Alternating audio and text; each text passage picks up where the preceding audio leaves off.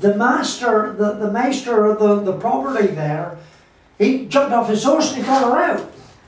And she said, Maester, for saving my life, I'm going to give you a piece of stone. And she said, your table will be filled with plenty, and your rivers will run with silver and gold forevermore. And that's just about it. Because all these people are coming, there's plenty of business for the shops, plenty of business for him there. Yeah. They're chucking money in the rivers, they're full of money everywhere. Yeah. And it was absolutely right. But the energy up there, it's still a great place to go to the Blarney Stone. The energy was there, just like over in Lourdes. So moving back to this one now, this one was rescued by a man called Stuart Charles. This one here. Yeah. It was in the sea for 150 years, but 25 years ago it could have come off the wreck of the Petrel, but there was two wrecks. We ain't sure where it come from. It's certainly Italian marble. And this man made a boat out of 2 Malibu boards and the stretcher. Once more, very enterprising. Yeah. Because he wanted to be a winner. It's important in life.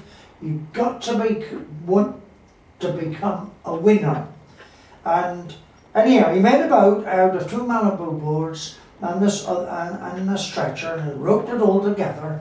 And in low water on a spring tide, with the help of some of his friends, them old men now, like me, they got this one up in the stretcher, and when the tide started to flood or started to come in, he paddled this makeshift boat in around Treornan Island and on the beach. And when he came in on the beach, there was a great horseshoe of people all around the makeshift boat. They cut the rope off, and they had the stretcher, and they carried this piece up to the campsite. There it stayed for 100 years. Wow. Sorry, for 25 years. So I said to Stuart, I want a stone like the Blarney Stone. And he said, and he told me the story. He said, you like the one I rescued? Of course, I was lucky to have it with a lovely story that goes with it. Yeah, yeah. And Stuart rescued it from me, and here it is all the way. So we stay down here in Cornwall. We might say it where you come from. Oh, we'll do it directly, or we'll be over directly. You know what I mean, don't you? No. Like indirectly. Oh, maybe, right, yeah. Maybe tomorrow, maybe the next day, like Mañana in Spain. Yeah, Mañana. So he said, I said, what are we going to call it? It's your stone relay. He said, call it the Drackley Stone. The Drackley. Drackley. So I say to all the visitors, you're going to win the lottery. I can guarantee it, but it's going to be Drackley. Well, it's any damn time, or maybe sometime, but you can never say when. But funny enough, I did have a young lad that won the lottery, the 6 numbers. He had to share with 1 or 2 others, but nevertheless, he came here before, and he said, Ed, I come back to, so you can always say to somebody, you had a winner on the national lottery, and so I did. But there have been other winners. If you get a place like this, there's always someone. They won't run many days, maybe a couple of weeks. There'll always be someone like that'll happen. Yeah. And before I do go, and there's something, I'm going to show you something in a minute. We're going up top, and I'm going to take you to an oak tree. But I'll tell you the story first, because it's dry down here. Many years ago, I was here, and my friend, she left me in the end.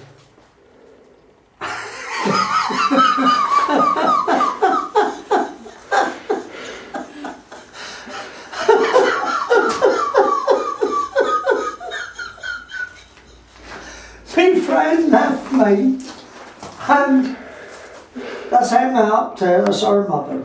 But Emma said, Glynis said, Emma's mother said, there's a woman on the phone, I knew it was, she said, she got 2 oak trees. One oak tree wants to leave home, and have asked me to find another home for it. Would I take it? So Glynis said, you better come in and speak to Caroline. So I did. Caroline, I said, I haven't got a very good home for this oak tree. She said, well look, I'm going to ask him what, because Caroline can talk to these trees, all right? I said, have another sitting with it, lay out, say, I've not got a super place just in a little corner trapped in. It's not the best of places. If he wants to come up here with me or to bring him up, I'll do my best to give him, water him and whatever's needed, I'll look after him. So, phone went again, 20 minutes later. Yes, she's going to add Bob. Boris said he wanted to come up with me. Come on, I'll show you Boris now. You people come with me. Do I need to kiss the Drickley steak? Well, you can do if you want to make another wish.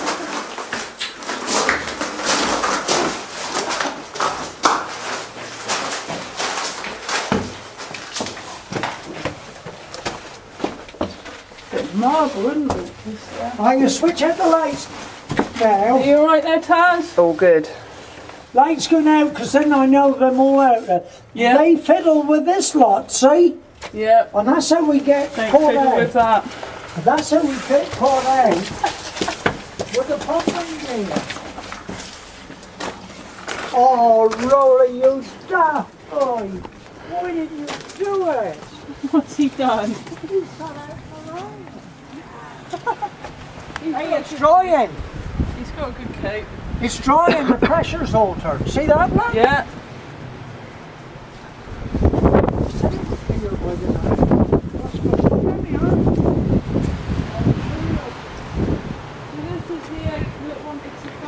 This is, well, I'll say when we get down a second. I'll look at the camera sometimes. You've got a nice little fish for you, Tom. Thank you. It's very kind.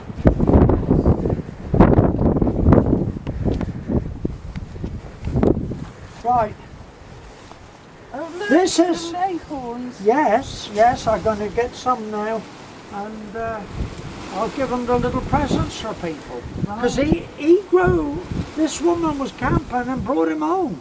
Right. As an acorn, and then he said, he said to Caroline, which this Caroline is a great healer in her own right. Yeah. She got a queue of cars outside waiting, and Good cars. queue of cars. Right. She got that many customers. They out there waiting for her all Are day they? long. Wow. Yeah, because she's good. Yeah. So, right, Boris. This is the tree, Boris. And when I was, something has happened around here that made me very happy. There's a young boy, 14, that they said wasn't die. Told his mother that he won't be sitting at the Christmas table. And back in this little close-knit community, everybody talks about it and says, God, this is the end for him. And I said, well, don't give up yet. So when I was in Lourdes, I picked up a bottle of water for him, but I did pray for him, and I bought a bunch of roses, and I put by the Virgin Mary. But I couldn't, all the roses is in front, and I thought, well, it doesn't matter, I'll have to put them behind. Because in this mystic world, they can see it doesn't matter where. Yeah. There is no such thing as clouds or front. So I placed the roses there, and I prayed for him to be better. I bring some of the water, and when I came home, I went to see his mother. Remember, she is in breaking right up. Like a ship has found her. She's at it mentally the lot. She can't take it no more. So I said to Lorna, he just might make it, but I always had a feeling he would. Yep. So I said, there's the water, give it to him. So I was on this housing estate for